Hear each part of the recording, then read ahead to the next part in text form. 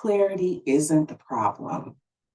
What if you already know what matters and you're still not set up to do it well? Recently, I was in a strategic planning session with a group of leaders, thoughtful people, deeply committed to the work, clear about their mission. And when we step back and look at where things actually stood, the consensus in the room was that they were severely under-resourced, not slightly stressed, severely under-resourced. And what stuck with me wasn't the gap, it was that everyone in that room already knew what needed to happen. They had clarity, they had alignment, they had direction. And still, they weren't set up to succeed. I'm Dr. Loren M. Hill, and this is your Strategist is In. Whether you're leading inside an institution, running your own organization, or building something meaningful without burning through everything you have, I think this conversation is for you. So let's begin. There was no confusion about priorities. The group was aligned around three core areas: revenue, advocacy, and access to capital. Clear, focused, agreed upon. And at the same time, they were honest about their current capacity, which I totally appreciated, because that's not always something groups or individuals come to a consensus about or even have clarity about. So knowing what your capacity is essential.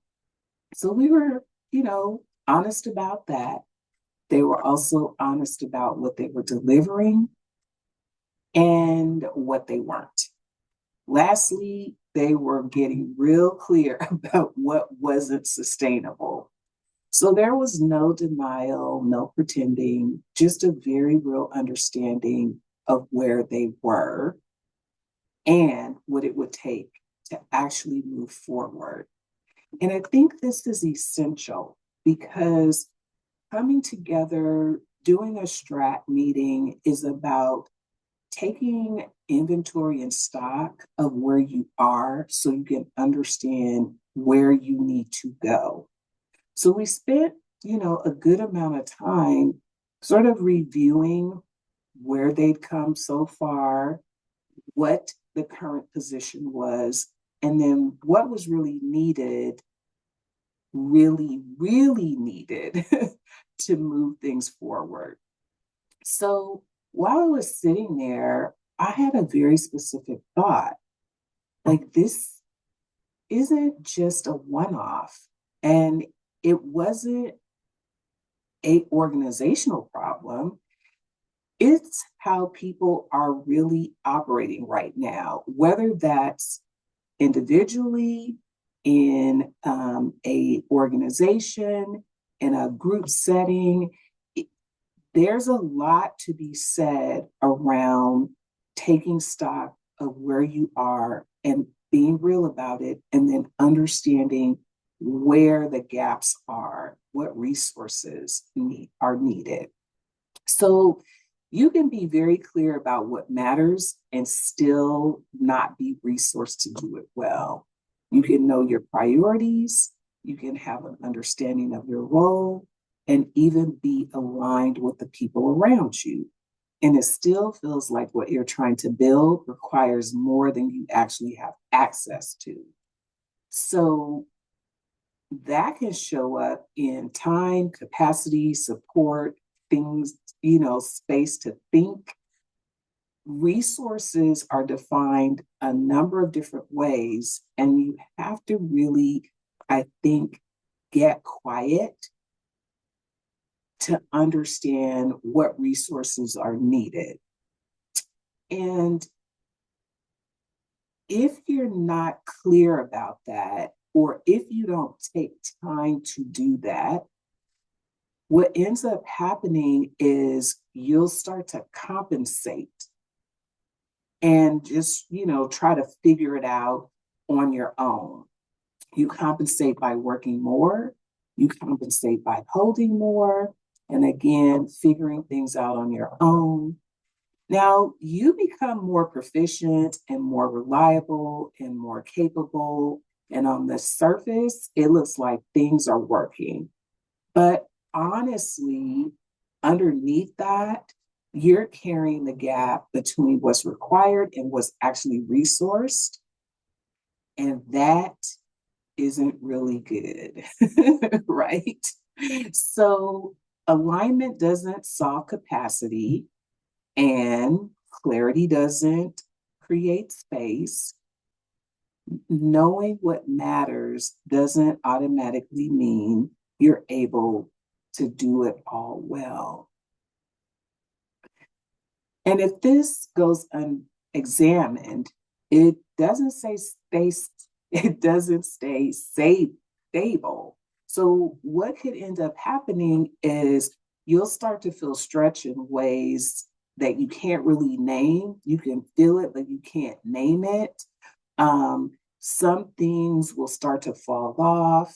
You may feel a bit of a strain or stress or tug or pull.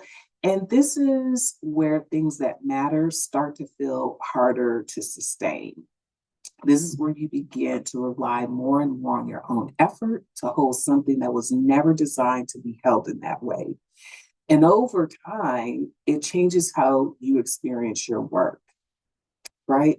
So frustration, burnout, just all of those things that we don't like to have happen, particularly when we do enjoy our work, right? So just thinking about ways in which you might be having some of these things. So just consider where in your life you're clear, but under-resourced. Where do you know what needs to happen, but don't actually have the structure to support it? And what are you doing to compensate for that or those gaps?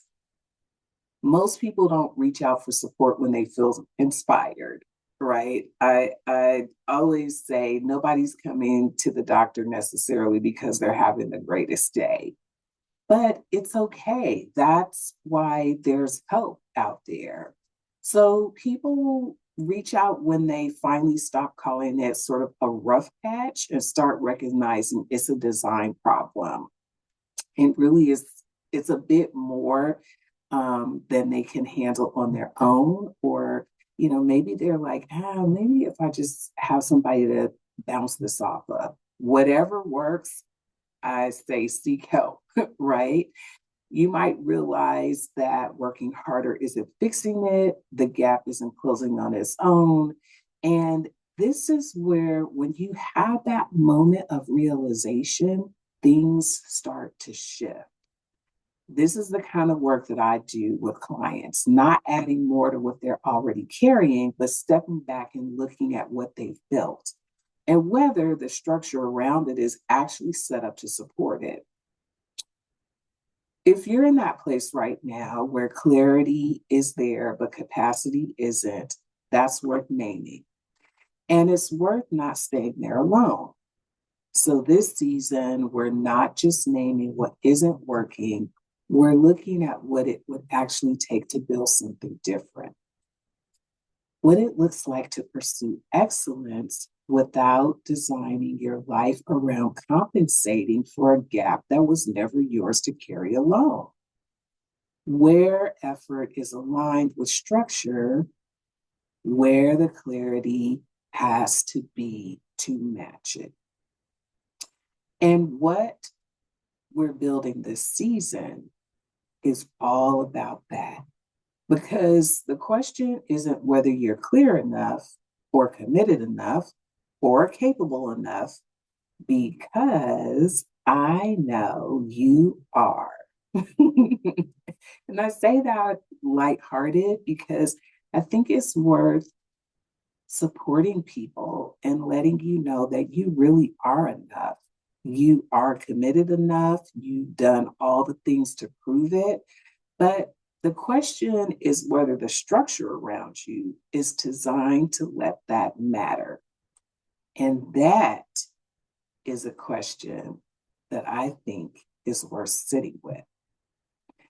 We'll keep building from here. If this conversation has sparked something for you, I've created a short reflection worksheet to help you map where your clarity is strong and where your capacity actually stands. You can download it free in the show notes. I'm Dr. Loren M. Hill. This is The Strategist is In. Thank you for being here. Until next time, build well.